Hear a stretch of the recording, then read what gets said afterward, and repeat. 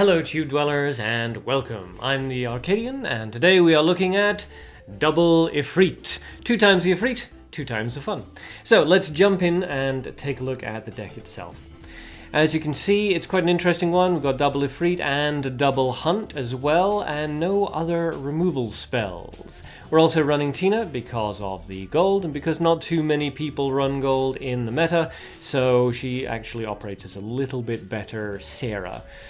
You could also switch in L if you're worried about Gates of Hell or Resurrection deck shenanigans. That would also work out really well. So, quickly running through the deck, we've got Black Cat, 1-drop dark creature. Very good. His stats actually get better. I don't know why I'm circling this. This is his stats. His stats get better than the skeletons at level 3, and his ability is actually very useful for helping us bring out our big dark creatures. Next up, Skeleton, Halloween version of course, because it's the best. Same thing, 1-drop creature, very, very good for its cost, given its stats. Next up we have Goblin Bomb Squad, our first removal-based creature. Very, very good defensively, and you can also drop him in front of an enemy creature. Your opponent might just decide to let them both kill each other, but then you can hunt the thing that is blocking this guy and allow his pretty nice attack damage to get through. Second removal creature is the Goblin Shredder, absolutely phenomenal against nature creature-based decks, really, really powerful, and can also deal with the smaller creatures like fairies and mana thieves and so on and so forth that you may come up against. Next up is Cocoon of Evolution for transforming those big nasty little threads on the board. Cocoon of Evolution is just perfect for that and synergizes really well with the Goblin Shredder. His ability, of course, causing it to die immediately. Then we have our double hunts. This is because we have no other removal spells in our deck. We're relying entirely on creature removals, so good to have both of those. Next removal-based creature is Eagle. Phenomenally high attack value, really, really powerful on summon ability. So an excellent creature to have in there, especially when you're taking into account all of these other removing and damaging creatures and spells that we have. The Eagle's really good for finishing off anything that's just a little bit low. Next up, double Ifrit Firora. This is so that we can use her in a variety of ways. We can use her as an offensive finisher threat. We can use her to do constant damage to our enemy's field. We can use her to detonate and wipe out the entire board if necessary. And your opponent will not expect 2 of them. Once you've got 1 in the grave and they see that you have no light, so you can't use Orperia, they will just assume that Ifrit's going to stay in the grave. When you bring out a second one, that's quite startling for most of them and can give you a bit of a psychological advantage. But yes, we're using 2 Ifrits so that we can use 1 of them as a bomb, 1 of them as a finisher, or any other variation that that particular game may require. Next up we have Hellhound, another removal creature, just a really, really good card in its own right. Very nice stats, and an excellent on-summon ability, really, really nice. Next we have Skeleton Knight, not a removal-based creature this one, but really annoying for your opponents to deal with, given that there is almost no way of removing Skeleton Knight for equal to or less than its cost.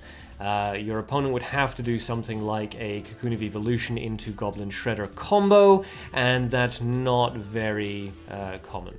Skeleton Knight, of course, has to be killed twice, or transformed and then removed, but in most cases that's going to cost more resources than you spent on summoning the Skeleton Knight, which still leaves you with a resource advantage, even if the Knight himself does go down. So, a fairly simple deck, more reactive than active. The idea is to react to what your opponent is doing, shut down their tactics, shut down their creatures, and then use chip damage to go in for the finishing blow. So let's take a look at the deck itself in a battle and see how it runs. Alright, let's do this. Pedonod using, the nice L skin. I like that one.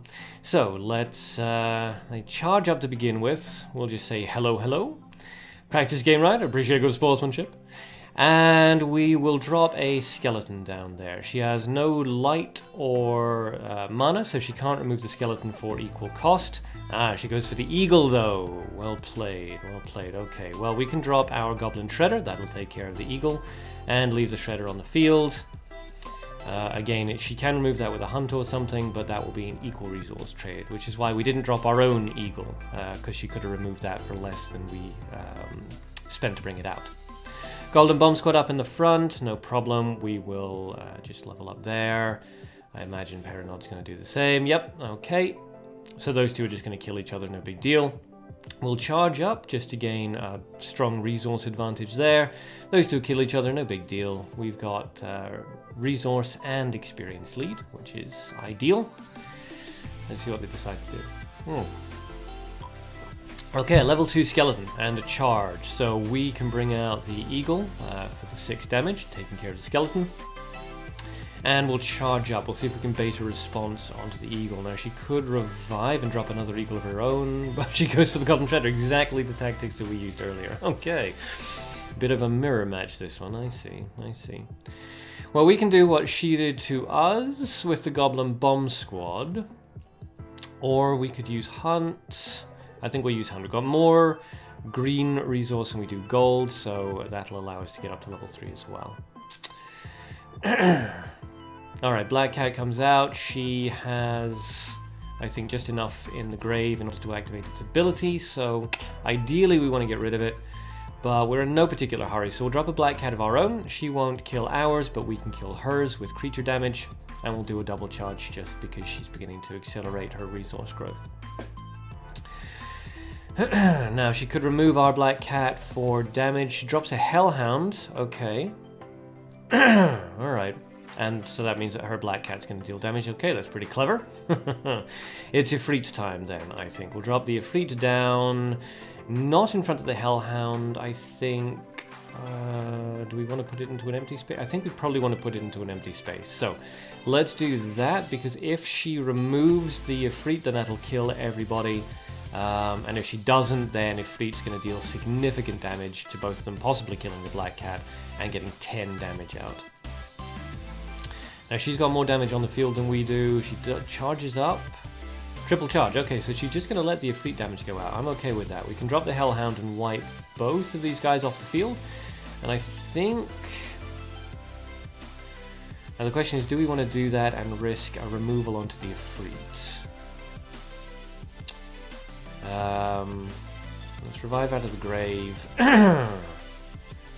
We can bring out a Ifrit again later. We could drop the Skeleton Knight now, so the removal doesn't make any difference. We could drop an Eagle. There's a lot of choices here. I'm trying to figure out which one would be ideal. Let's drop the Skeleton, because then it doesn't really matter so much if it dies or not. If she doesn't kill the Ifrit, then the Black Cat and the Hellhound die next time. Okay, so she's going for a Cocoon. Another Goblin Shredder? Yep, there goes the Goblin Shredder. Okay. So now we can drop our Hellhound, would be fine. Standard removals would be fine. We charge up, didn't go into darkness, that's unfortunate. We'll discard the Black Cat because we just don't have any use for her at the moment. Drop the Hellhound, kill both of those, weaken the Goblin Shredder, allows our skeleton to get through. Fast-paced game, this. She's using very, very similar style of deck to mine. Kind of a fast tempo deck. Let's see, Skeleton Knight on her side again. This is such a mirror deck. Skeleton Knight comes out on her side. We can just Cocoon of Evolution that, since the skeleton's already there. That gives us a nice little advantage. And we'll charge up. So that's 14 damage on our field. She's got nothing left. She's got a worrying amount of nature, actually. I'd be concerned about some sort of Rage of Nature thing coming out, but obviously she doesn't have enough creatures on the field. Evil comes out, that'll kill the skeleton, and it doesn't move, so it'll just remain there. We can bring out the Golden Shredder to kill it. We could bring out our own Eagle to kill it. Lots of choices here. Skeleton's a bit threatening, but not too bad. The Hellhound's going to die anyway, so the extra damage doesn't make any difference, but it does get rid of that Eagle. Now, let's hunt that skeleton out of the way. A bit of a bad resource trade on our part, but we can still maintain a good sort of resource parity there, so I think it's worth it to get the extra 7 damage off. A charge up from Peronod, another charge. Golden Bomb Squad comes out in front of the Hellhound. We're okay with that, honestly. I don't think there's anything really we want to do about that. She could hunt the Hellhound out of the way and let the Golden Bomb Squad do its damage, but in that case we can just drop an Eagle next turn, so I don't think we need to worry. We'll just triple charge. The Shredder gets through. Shredder. Wish there was a turtle hero. That would be super funny. Okay, more charging from Peronod. He's just going to let the Hellhound go down. We can drop the Eagle to take care of that Bomb Squad. No threat to ourselves. And that puts fatal damage on the board. Peronod's now got to block both the Eagle and the Goblin Shredder, which is going to be not super difficult, but tricky, because she's got to remove both. We have Hunt ready to go next turn. She's got to be ready, or she's got to actually kill both of these guys. So Skeleton Knight comes out, that's a good block, and the Eagle comes, okay. Yeah, I think she kind of, alright, we'll say happy about that, because Tina's a bit weird about saying good job. So yeah, that was a bit of a miscalculation on our opponent's side, but no big deal, and they forfeit before we land the fishing blow. I think they felt that one. Still, well played, just a bit of a misplay at the end there by our opponent. And that was the double Ifrit deck. As you can see, very powerful, very versatile. It has a lot of answers to a lot of different threats, and when needs be, it can just punch through and deal its finishing damage. So if you'd like to copy this deck directly into your game, there's the share code. There's the share code, in fact, up in the top right-hand corner of your screen, as always. So that's it for this video, and that's it for this deck. If you do decide to give it a try, then let me know in the comment section down below how you get on with it, any adjustments that you might make.